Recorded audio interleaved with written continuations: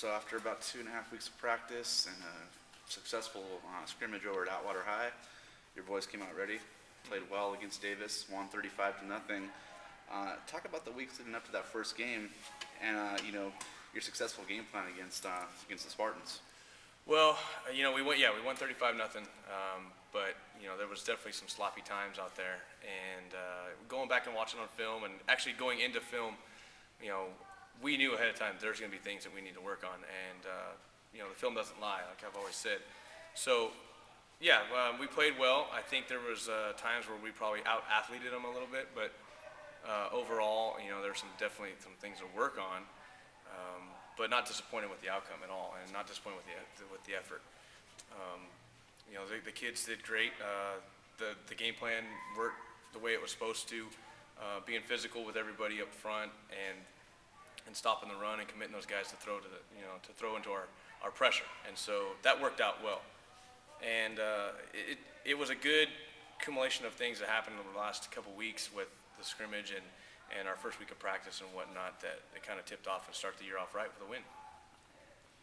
After the game, I'm sure you were satisfied with the victory, obviously, but the schedule was a little tougher this week with the home opener against Granada of Livermore. It's a team you saw, I believe, during the San Mateo passing tourney. Yeah. Is that correct? Yeah. Maybe talk a little bit about this week's opponent and some of the new challenges that you're going to be facing. Well, the biggest challenge is that we don't know a whole lot about them other than they return a few starters on offense and defense. And every time we seem to be playing at the San Mateo tournament, so were they. So we couldn't sit up in the bleachers and watch them and scout them and that kind of thing. So you can get little bits and pieces, but it's also at 7-on-7. There's no linemen there. I mean, we're not built. Our offense and our defense aren't built for 7-on-7. So we can't take a lot of stock in that and what we saw. What we can do is game plan for what we know. Past history, we have a previous film from when they played Sierra last year. We can go by that.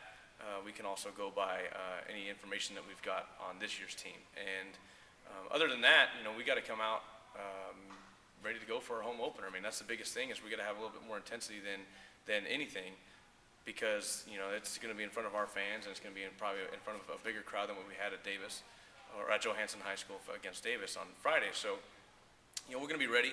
Our schedule will be a little bit altered, as well this week with a couple home soccer games, and we'll have to make accommodations for. And so it kind of throws us off a little bit, but we've done that before. It's not the first year that we've had to do that. So we'll make those changes and focus on what we can control, which is ourselves, and the information that we have on this year's team with Granada, and go from there. There are a lot of athletes on this year's varsity team that were members of last year's 9-1 JV team. Mm-hmm. Experience, they got some of that first varsity experience on Friday night. Mm-hmm. But talk about how important it was to get that opening win for their confidence moving forward against a tougher team like you're going to face this week. Yeah, it's definitely tougher. Like I've always said, JV is one thing, varsity is a completely different monster. I've seen teams that are 5-5 or worse on JV that come up and do very well with the varsity level. And so it really doesn't guarantee anything. What it does guarantee is that those guys are pretty good against guys their own age, and then they have no experience against guys that are a year older right now. So that's where we're looking at and getting those guys ready to go and kind of throwing them in the fire, because there's some juniors from that team that are competing right away, and they're starting right away and they're contributing right away. And so that's our biggest thing: get them ready to go with the experience, and we've done a good job of that so far, and it's going to continue to get better as the year goes on.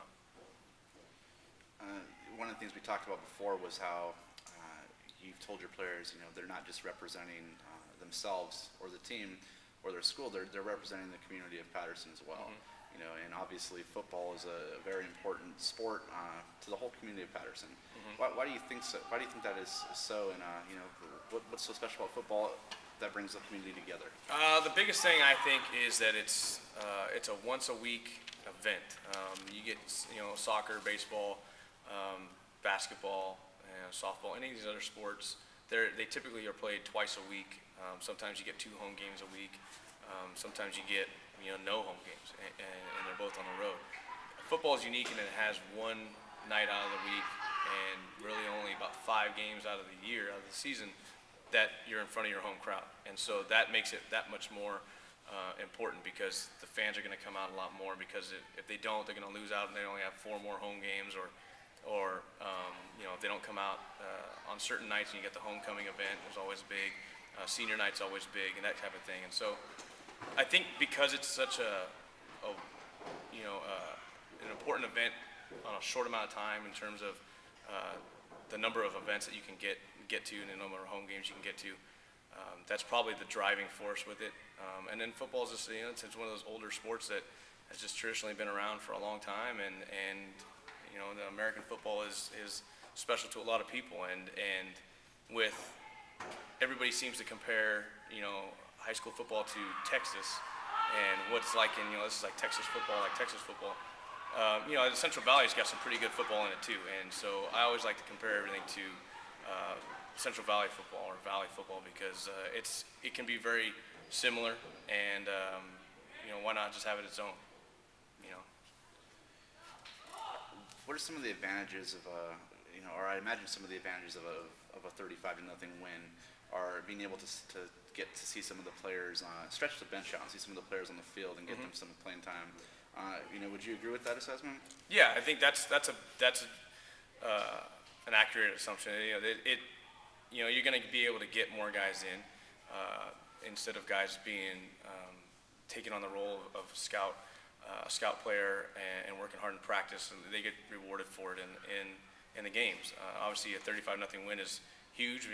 Mainly because it's you get the W, you get the win, and that's what matters now. Is league wins are almost just as important, or preseason are almost just as important as league now. So with the playoffs, and so that's big. Making it a shutout, that's another large one as well. I mean, you get a little momentum going, but you can't rely on that every week.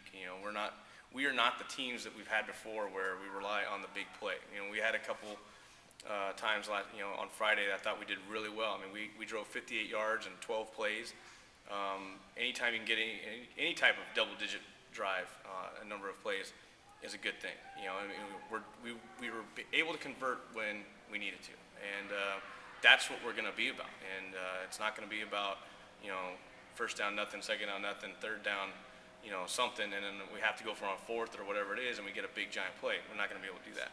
And so anytime you can work on all different parts of your game in a game like that, when you get a good lead, it's very important, because then you get other guys can get rewarded, and you also get some little extra work too.